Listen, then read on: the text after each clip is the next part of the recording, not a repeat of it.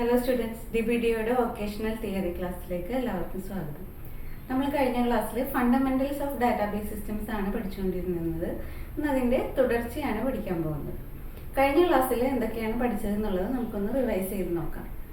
ആദ്യം ഡാറ്റാബേസ് എന്താണെന്ന് പഠിച്ചു. ഡാറ്റയെ എളുപ്പത്തിൽ ആക്സസ് ചെയ്യാനും മാനേജ് ചെയ്യാനൊക്കെ പറ്റുന്ന രൂപത്തിൽ ഓർഗനൈസ് ചെയ്ത് സ്റ്റോർ ചെയ്ത് വെക്കുന്നതിനെയാണ് ഡാറ്റാബേസ് എന്ന് പറയുന്നത്. ഇനി ഡാറ്റാബേസുകൾ ക്രിയേറ്റ് ചെയ്യാനും മാനേജ് ചെയ്യാനൊക്കെ വേണ്ടി ഉപയോഗിക്കുന്ന സോഫ്റ്റ്വെയർ ആണ് DBMS, ഡാറ്റാബേസ് മാനേജ്മെന്റ് സിസ്റ്റം. പിന്നെ നമ്മൾ ഫയൽ സിസ്റ്റവും DBMSും തമ്മിലുള്ള ഡിഫറൻസുകൾ പഠിച്ചു. ഫയൽ സിസ്റ്റത്തിൽ ഡാറ്റ സ്റ്റോർ ചെയ്യുന്നതും DBMS ഉപയോഗിച്ച് ഡാറ്റ സ്റ്റോർ ചെയ്യുന്നതുമുള്ള ഡിഫറൻസുകൾ പഠിച്ചു. DBMS ഉപയോഗിച്ച് നമുക്ക് കുറച്ചുകൂടെ എഫിഷ്യൻ്റ് ആയിട്ടും സെക്യൂർ ആയിട്ടും ഒക്കെ ഡാറ്റ സ്റ്റോർ ചെയ്യാനും റിട്രീവ് ചെയ്യാനൊക്കെ സാധിക്കുമെന്ന് നമ്മൾ പഠിച്ചു.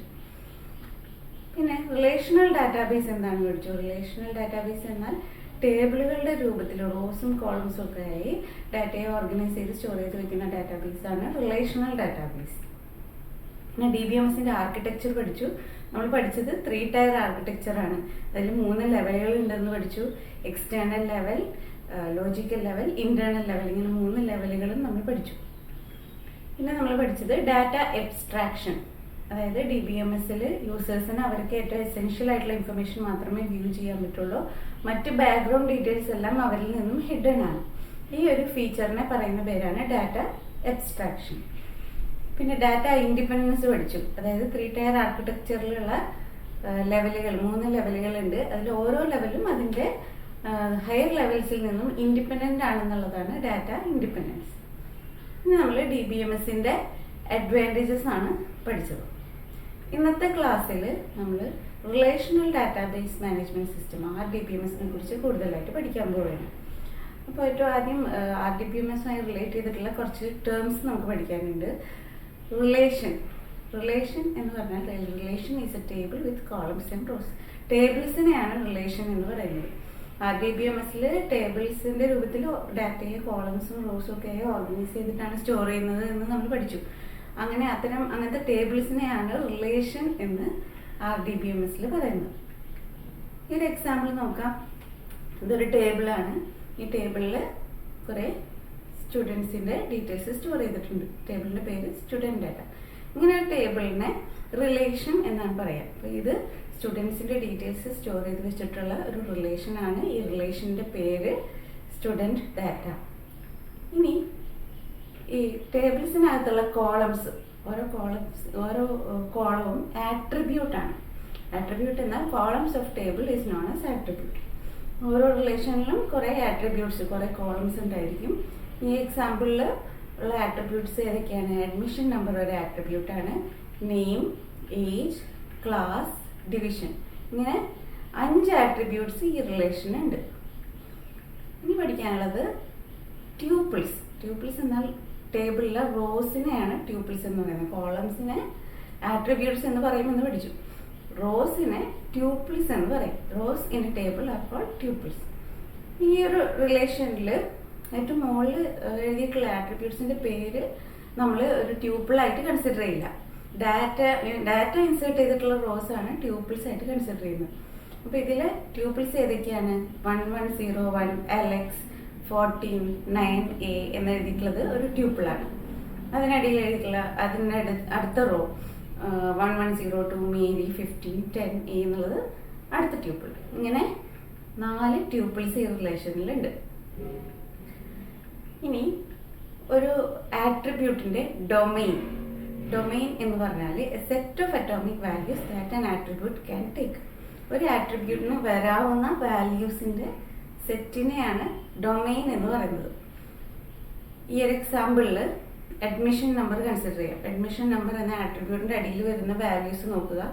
110, 1110 എല്ലാം ഇൻഡിജേഴ്സ് ആണ്.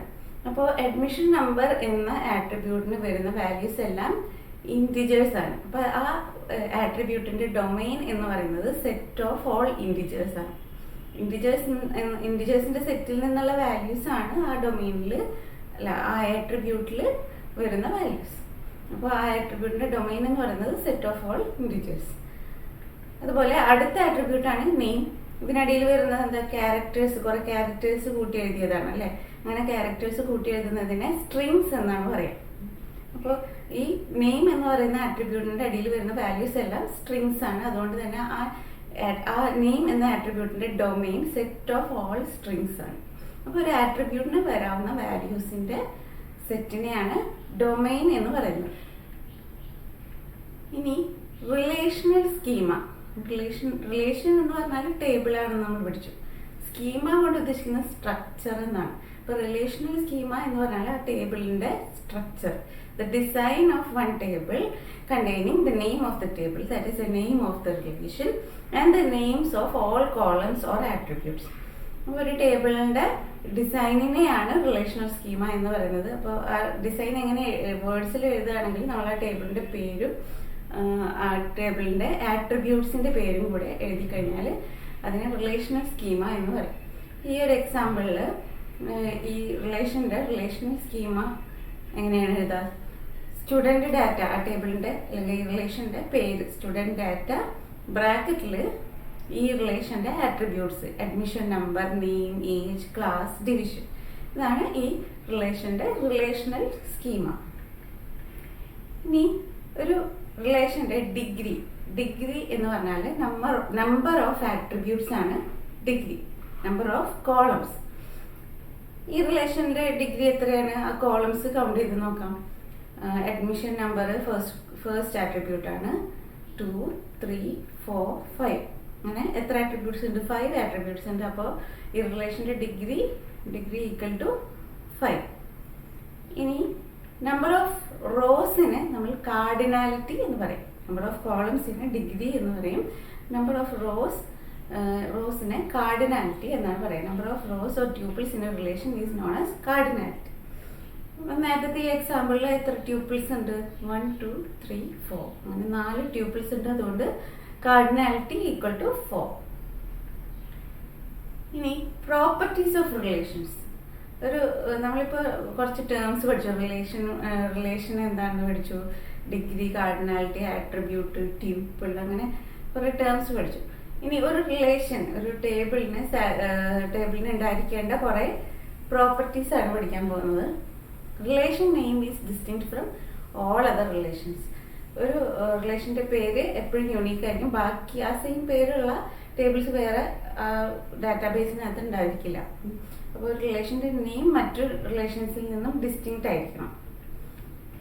Each attribute has A distinct name. ഒരു റിലേഷന്റെ അകത്ത് കുറെ ആട്രിബ്യൂട്ട്സ് ഉണ്ടാവും. ഈ ഓരോ ആട്രിബ്യൂട്ടിന്റെ പേരും ഡിസ്റ്റിങ്ക്ട് ആയിരിക്കും. സെയിം പേരുള്ള 2 കോളംസ് ഉണ്ടായിരിക്കരുത്. Values of an attribute are all from the same domain. ഒരു ആട്രിബ്യൂട്ടിന്റെ അടിയിൽ വരുന്ന വാല്യൂസ് എല്ലാം ഒരേ ഡൊമെയിനിൽ നിന്നുള്ളതായിരിക്കണം. Each tuple is distinct. There is not duplicate tuples. ഓരോ റോയും ഡിസ്റ്റിങ്ക്ട് ആയിരിക്കണം. ഡ്യൂപ്ലിക്കേറ്റ് റോസ്, ഒരേ സെയിം വാല്യൂസ് വരുന്ന മറ്റൊരു റോ ഉണ്ടായിരിക്കരുത്. അതായത് ഡ്യൂപ്ലിക്കേറ്റ് ആയിട്ട് ഡാറ്റ എൻ്റർ ചെയ്യരുത്. അപ്പോൾ ഇതൊക്കെയാണ് റിലേഷൻസിന്റെ അല്ലെങ്കിൽ ടേബിൾസിന്റെ പ്രോപ്പർട്ടീസ്. നമുക്ക് പഠിക്കാനുള്ളത് data dictionary. Data dictionary is A collection of description of the data items in A database. ഒരു ഡാറ്റാബേസിൽ നമ്മൾ കുറേ ഡാറ്റ സ്റ്റോർ ചെയ്യും അല്ലെ. ഈ ഓരോ ഡാറ്റയെ കുറിച്ചുള്ള ഡിസ്ക്രിപ്ഷൻ ആണ് ഡാറ്റ ഡിക്ഷണറിയിലുള്ളത്. അതായത് ഡാറ്റാബേസിനകത്തുള്ള ഡാറ്റയെ കുറിച്ചുള്ള ഡാറ്റ അബൌട്ട് ഡാറ്റ എന്ന് പറയുന്ന പേരാണ് മെറ്റാ ഡാറ്റ. ഇനി ഇത് ആരാ യൂസ് ചെയ്യുന്നത്? ഡാറ്റ ഡിക്ഷണറി യൂസ് ചെയ്യുന്നത് അധികം പ്രോഗ്രാമേഴ്സ് ആണ്. അവർ ആപ്ലിക്കേഷൻസ് ഒക്കെ ഡെവലപ്പ് ചെയ്യുമ്പോൾ ഡാറ്റാബേസ് യൂസ് ചെയ്യും. ഡാറ്റാബേസിലോട്ടാണ് ഡാറ്റ സ്റ്റോർ ചെയ്യും, ഇൻസേർട്ട് ചെയ്യുകയൊക്കെ ചെയ്യുന്നത്. അപ്പോൾ ഈ ഡാറ്റാബേസ് ഡെവലപ്പ് ചെയ്തത് മറ്റാരെങ്കിലും ആയിരിക്കാം, ചിലപ്പോൾ അവർ തന്നെ ആയിരിക്കാം.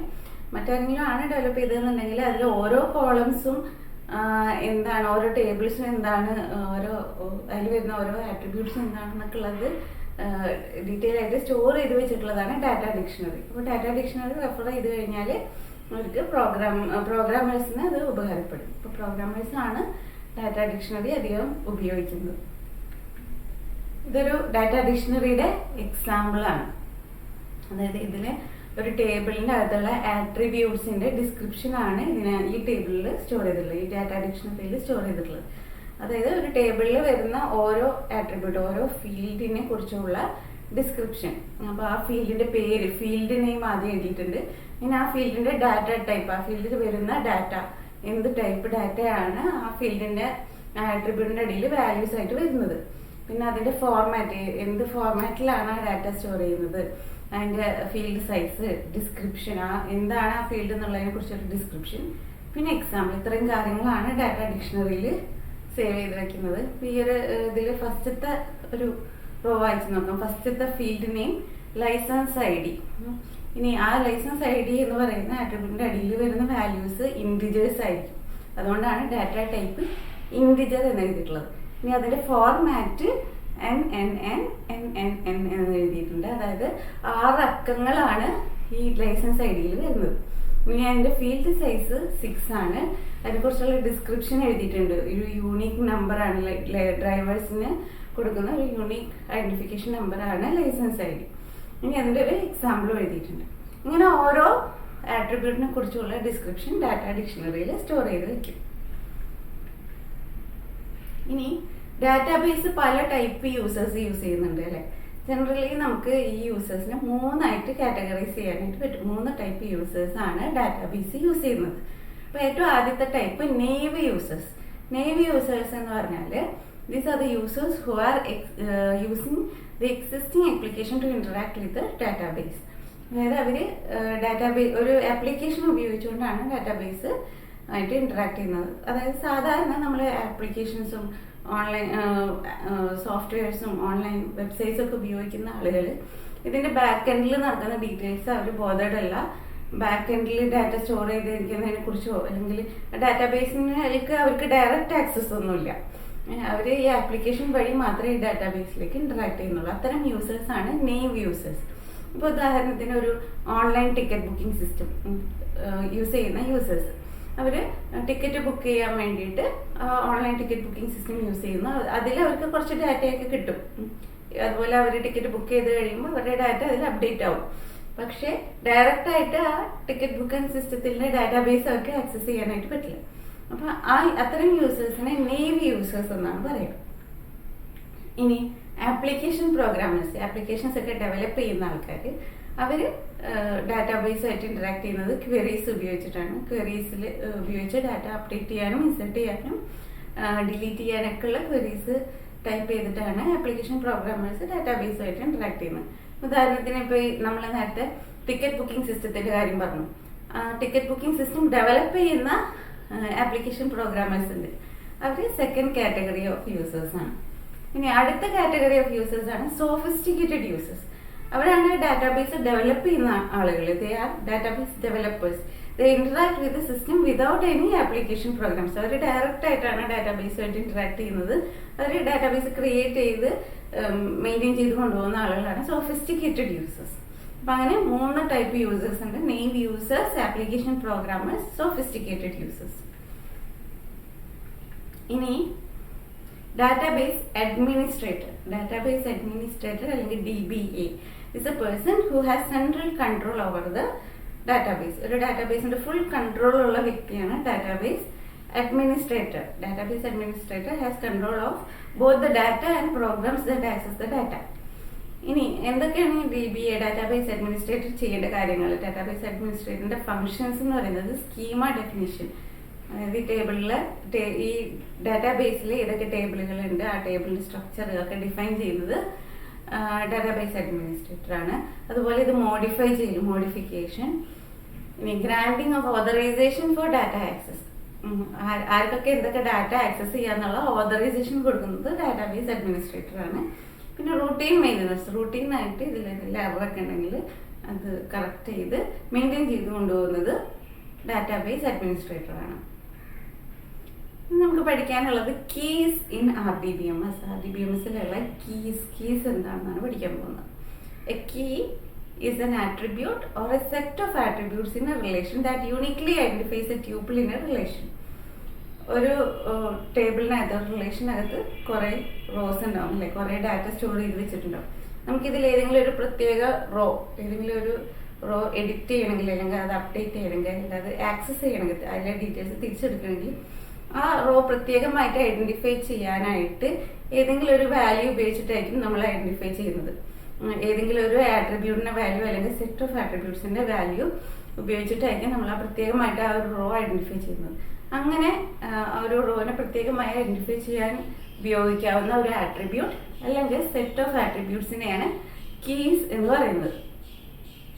ഇനി നമുക്ക് ഡിഫറെന്റ് ടൈപ്സ് ഓഫ് കീസ് പഠിക്കാനുണ്ട്. Super key, candidate key, primary key, alternate key, foreign keys. ഇങ്ങനെ 5 ടൈപ്പ് കീസ് നമുക്ക് പഠിക്കാനുണ്ട്. ഇത് ഓരോന്നും എന്താണെന്നുള്ളത് അതിന്റെ എക്സാമ്പിൾസ് നമുക്ക് നോക്കാം. ഏറ്റവും ആദ്യത്തത് super keys. Super key is a set of attribute whose values can be used to uniquely identify a tuple within a relation. ഒരു റിലേഷൻ ടേബിളിനകത്ത് കുറേ ട്യൂപ്പിൾസ് ഉണ്ടാവും. അതിൽ ഏതെങ്കിലും ഒരു ട്യൂപ്പിളിനെ യൂണിക്കായിട്ട് ഐഡന്റിഫൈ ചെയ്യാനായിട്ട് ഉപയോഗിക്കാവുന്ന ആട്രിബ്യൂട്ട്സ്, സെറ്റ് ഓഫ് ആട്രിബ്യൂട്ട്സിനെയാണ് എന്തെന്ന് പറയുന്നത്, സൂപ്പർ കീസ് എന്ന് പറയുന്നത്. ഇനി a relation may have more than one super key but it has at least one super key. ഒരു റിലേഷന് ചിലപ്പോൾ ഒന്നിൽ കൂടുതൽ ഒരുപാട് സൂപ്പർ കീസ് ചിലപ്പോൾ ഉണ്ടായിരിക്കാം, പക്ഷെ മിനിമം ഒരു സൂപ്പർ കീ എങ്കിലും ഒരു റിലേഷന് ഉണ്ടായിരിക്കണം. ഇനി നമുക്കൊരു എക്സാമ്പിൾ നോക്കാം. ഇതൊരു റിലേഷനാണ്. ഈ റിലേഷനിൽ ഒരു ക്ലാസ്സിൽ പഠിക്കുന്ന കുട്ടികളുടെ ഡീറ്റെയിൽസ് ആണ് സ്റ്റോർ ചെയ്ത് വെച്ചിട്ടുള്ളത്. അപ്പോൾ ഇതിൽ വരുന്ന attributes admission number, roll number, name, date of birth, ഇങ്ങനെ 4 ആട്രിബ്യൂട്ട്സ് ആണുള്ളത്. ഇതിൽ ഏതൊക്കെ ആട്രിബ്യൂട്ട്സ് ഉപയോഗിച്ചിട്ടാണ് ഓരോ ട്യൂപ്പിളും പ്രത്യേകമായിട്ട് ഐഡന്റിഫൈ ചെയ്യാനായിട്ട് സാധിക്കുക എന്നുള്ളത് നോക്കാം. അപ്പോൾ ഏറ്റവും ആദ്യത്തെ attribute admission number. Admission number ഒരേ ക്ലാസ്സിൽ സെയിം അഡ്മിഷൻ നമ്പർ ഉള്ള കുട്ടികളുണ്ടാവും? ഇല്ല, ഓരോ കുട്ടിക്കും ഡിഫറെൻ്റ് ആയിരിക്കും. അഡ്മിഷൻ നമ്പർ ഡിഫറെൻ്റ് ആയിരിക്കും. അതുകൊണ്ട് തന്നെ അഡ്മിഷൻ നമ്പർ ഉപയോഗിച്ച് ഓരോ കുട്ടീനെയും പ്രത്യേകമായിട്ട് നമുക്ക് ഐഡന്റിഫൈ ചെയ്യാനായിട്ട് സാധിക്കും. അതേപോലെ ഈ ഒരു റിലേഷനിൽ ഓരോ റോയും നമുക്ക് അഡ്മിഷൻ നമ്പർ ഉപയോഗിച്ച് പ്രത്യേകമായിട്ട് ഐഡന്റിഫൈ ചെയ്യാനായിട്ട് സാധിക്കും. അപ്പോൾ admission number, set admission number എന്ന് പറയുന്നത് ഈ ഒരു റിലേഷന്റെ സൂപ്പർ കീ ആണ്. ഇനി അടുത്ത കോളം റോൾ നമ്പർ. റോൾ നമ്പറും എല്ലാ കുട്ടിക്കും ഡിഫറെൻ്റ് ആയിരിക്കും. ഒരു ക്ലാസ്സിൽ സെയിം റോൾ നമ്പർ വരുന്ന 2 കുട്ടികൾ ഉണ്ടാവില്ല.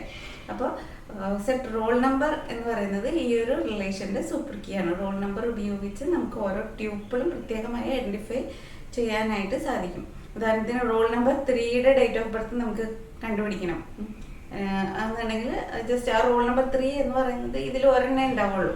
ഒരു ക്ലാസ്സിൽ ഒരു റോൾ നമ്പർ 3 ഉണ്ടാവുള്ളൂ. നമുക്ക് കറക്റ്റായിട്ട് അത് കിട്ടും. പക്ഷെ അടുത്ത കോളം നെയിം. നെയിം എന്ന് പറയുന്നത് എല്ലാ കുട്ടികൾക്കും ഡിഫറെന്റ് നെയിം ആയിരിക്കും. ചിലപ്പോൾ സെയിം നെയിമുള്ള കുട്ടികൾ ഒരു ക്ലാസ്സിൽ ഉണ്ടാവാം, അല്ലെ? ഇനീഷ്യലി വരെ സെയിം ആയിട്ട് വരുന്ന ഒന്നിൽ കൂടുതൽ കുട്ടികൾ ഒരു ക്ലാസ്സിൽ ഉണ്ടാവാൻ സാധ്യതയുണ്ട്. അപ്പൊ അതുകൊണ്ട് നെയിം ഉപയോഗിച്ച് നമുക്ക് ഒരു കുട്ടീനെ പ്രത്യേകമായിട്ട്, ഒരു ട്യൂപ്പിളിനെ പ്രത്യേകമായിട്ട് ഐഡന്റിഫൈ ചെയ്യാൻ പറ്റുമെന്ന് നമുക്ക് ഉറപ്പിച്ചു പറയാൻ പറ്റില്ല. അപ്പോൾ ഉദാഹരണത്തിന് ഇപ്പൊ ആതിര എന്ന് പറയുന്ന കുട്ടി, വേറൊരു കുട്ടി ആതിര എന്ന് പറയുന്ന ആ സെയിം ക്ലാസ്സിൽ ഉണ്ടെങ്കിൽ ആതിരയുടെ ഡേറ്റ് ഓഫ് ബർത്ത് കണ്ടുപിടിക്കാൻ പറഞ്ഞാൽ ഏത് ആതിരയുടെ ഡേറ്റ് ഓഫ് ബർത്ത് ആണെന്നുള്ളത് ഒരു കൺഫ്യൂഷൻ വരും. അപ്പോൾ നെയിം ഉപയോഗിച്ച് ഓരോ റോയും പ്രത്യേകമായിട്ട് ഐഡന്റിഫൈ ചെയ്യാനായിട്ട് സാധിക്കില്ല. അപ്പൊ സെറ്റ് നെയിം എന്ന് പറയുന്നത് ഈ റിലേഷന്റെ ഒരു സൂപ്പർ കീ ആയിട്ട് കൺസിഡർ ചെയ്യാനായിട്ട് പറ്റില്ല. പിന്നെ ഡേറ്റ് ഓഫ് ബർത്തും ചിലപ്പോൾ സെയിം ഡേറ്റ് ഓഫ് ബർത്ത് വരുന്ന ഒന്നിൽ കൂടുതൽ കുട്ടികൾ ഉണ്ടാവും, അല്ലേ? അപ്പോൾ ഡേറ്റ് ഓഫ് ബർത്ത് ഉപയോഗിച്ച് ഓരോ റോയും പ്രത്യേകമായിട്ട് ഐഡന്റിഫൈ ചെയ്യാനായിട്ട് പറ്റിക്കൊള്ളണമെന്നില്ല. അതുകൊണ്ട് ഡേറ്റ് ഓഫ് ബർത്ത് ഒരു സൂപ്പർ കീ ആയിട്ട് കൺസിഡർ ചെയ്യാനായിട്ട് പറ്റില്ല. പിന്നെ അഡ്മിഷൻ നമ്പറും റോൾ നമ്പറും അടങ്ങിയ സെറ്റ്. അഡ്മിഷൻ നമ്പറും ഓരോ കുട്ടിക്ക് ഡിഫറെൻ്റ് ആണ്, റോൾ നമ്പറും ഓരോ കുട്ടിക്ക് ഡിഫറെൻ്റ് ആണ്. അതുകൊണ്ട് ഇത് രണ്ടും അടങ്ങിയ സെറ്റ്, ആ സെറ്റും ഓരോ ട്യൂപ്പിളിൻ്റെയും ഡിസ്റ്റിങ്ക്റ്റ് ആയിട്ട് വരും. ഇനി അഡ്മിഷൻ നമ്പറും നെയിമും അടങ്ങിയ സെറ്റ് ഡിസ്റ്റിങ്ക്റ്റ് ആയിരിക്കുമോ? ഓരോ റോക്കും ഡിസ്റ്റിങ്ക്റ്റ് ആയിരിക്കുമോ? നെയിം സെയിം ആയിട്ട് വന്നാൽ തന്നെ അഡ്മിഷൻ നമ്പർ ഡിഫറെൻ്റ് ആയതുകൊണ്ട്, ഓരോ കുട്ടിയുടെയും അഡ്മിഷൻ നമ്പർ ഡിസ്റ്റിങ്ക്റ്റ് ആയതുകൊണ്ട് നമുക്ക് ഈ അഡ്മിഷൻ നമ്പർ നെയിം എന്ന് പറയുന്ന ആ സെറ്റ് ഓരോ കുട്ടിയുടെയും ഡിഫറെൻ്റ് ആണ്. അത് ഈ ഒരു റിലേഷന്റെ സൂപ്പർ കീ ആണ്. ഇനി അഡ്മിഷൻ നമ്പറും ഡേറ്റ് ഓഫ് ബർത്തും അടങ്ങിയ സെറ്റ് അതുപോലെ തന്നെ. ഇനി admission number, roll number, name. Admission number, roll number, date of birth. Admission number, name, date of birth. Admission number, roll number, name, date of birth. ഇനി roll number നെയിമും അടങ്ങിയ set. Name different ആയിട്ട് വന്നാൽ, same ആയിട്ട് വന്നാലും roll number എല്ലാ കുട്ടികളും different ആയതുകൊണ്ട് റോൾ നമ്പറും നെയിമും അടങ്ങിയ സെറ്റ് ഓരോ കുട്ടിക്കും ഡിസ്റ്റിങ്ക്റ്റ് ആയിരിക്കും. അതുപയോഗിച്ച് നമുക്ക് ഓരോ റോയും പ്രത്യേകമായിട്ട് ഐഡന്റിഫൈ ചെയ്യാനായിട്ട് സാധിക്കും. ഇനി റോൾ നമ്പറും ഡേറ്റ് ഓഫ് ബർത്തും അടങ്ങിയ set. Roll number, date of birth, name. ഇതെല്ലാം ഈ ഒരു റിലേഷന്റെ സൂപ്പർ കീസ് ആണ്. ഇനി കാൻഡിഡേറ്റ് കീസ് എന്ന് പറഞ്ഞാൽ സൂപ്പർ കീസിൽ തന്നെ ഏറ്റവും മിനിമൽ ആയിട്ടുള്ള സൂപ്പർ കീസ് ആണ് candidate keys. Candidate key is a super key that is minimal, that is there is no proper subset that is itself a super key. ഒരു super കീസിൽ ഏറ്റവും ചെറിയ സൂപ്പർ കീസ് ആണ് candidate keys. അപ്പൊ നേരത്തെ എക്സാമ്പിളിൽ ഏറ്റവും ചെറിയ സൂപ്പർ കീസ് എന്ന് പറയുന്നത് ഏതൊക്കെയാണ്? അഡ്മിഷൻ നമ്പർ, സെറ്റ് അഡ്മിഷൻ നമ്പറും സെറ്റ് റോൾ നമ്പറും. ഈ രണ്ട് സെറ്റ്സിൽ ഓരോ എലമെന്റ്സ് ഉള്ളൂ. അതുകൊണ്ട് തന്നെ ഇത് രണ്ടുമാണ് ഏറ്റവും ചെറിയ സൂപ്പർ കീസ്. ഇനി പ്രൈമറി കീ എന്നാൽ കാൻഡിഡേറ്റ് കീസിൽ നിന്ന് നമ്മൾ ഒരു കീ സെലക്ട് ചെയ്യും, പ്രൈമറി കീ ആയിട്ട് സെലക്ട് ചെയ്യും. അങ്ങനെ നമ്മൾ സെലക്ട് ചെയ്യുന്ന കീ ആണ് primary key. A primary key of a relation is a candidate key especially selected to be the key of the relation. നമ്മൾക്ക് ആ ഒരു ടേബിൾ, ആ റിലേഷനിൽ ഓരോ ട്യൂപ്പിളും യൂണിക്കായിട്ട് ഐഡന്റിഫൈ ചെയ്യാനായിട്ട്, ഓരോ ട്യൂപ്പിളും സെലക്ട് ചെയ്യാനായിട്ട് ഒരു കാൻഡിഡേറ്റ് കീ നമ്മൾ പ്രത്യേകമായിട്ട് സെലക്ട് ചെയ്യും. ആ കീ ആണ് primary key. In other words it is a choice and there can be only one primary key. ഒരു പ്രൈമറി കീയെ നമ്മൾ ചൂസ് ചെയ്യുള്ളൂ. അത് നമ്മൾ കാൻഡിഡേറ്റ് കീസിൽ നിന്നും ഒരെണ്ണം ചൂസ് ചെയ്യുന്നതാണ് പ്രൈമറി കീ. ഇനി നേരത്തെ എക്സാമ്പിളിൽ സപ്പോസ് നമ്മൾ അഡ്മിഷൻ നമ്പർ ആണ് ചൂസ് ചെയ്യുന്നത്. അപ്പോൾ അഡ്മിഷൻ നമ്പർ ആണ് ആ കേസിൽ പ്രൈമറി കീ. ഇനി നമ്മൾ ചൂസ് ചെയ്ത കീ അല്ലാതെ കാൻഡിഡേറ്റ് കീസ് ഒന്നിൽ കൂടുതൽ ഉണ്ടാവാം അല്ലെ. നമ്മൾ ചൂസ് ചെയ്ത പ്രൈമറി കീ അല്ലാതെ ബാക്കിയുള്ള കാൻഡിഡേറ്റ് കീസിനെ ഓൾട്ടർനേറ്റ് കീസ് എന്ന് പറയും. Candidate key other than the primary key is known as alternate key. അപ്പൊ കാൻഡിഡേറ്റ് കീസ് ഒന്നിൽ കൂടുതൽ ഉണ്ടാവാം. അതിൽ ഒരെണ്ണം നമ്മൾ പ്രൈമറി കീ ആയിട്ട് ചൂസ് ചെയ്യും. ബാക്കിയുള്ള കാൻഡിഡേറ്റ് കീസിനെ ഓൾട്ടർനേറ്റ് കീസ് എന്ന് പറയും. നേരത്തെ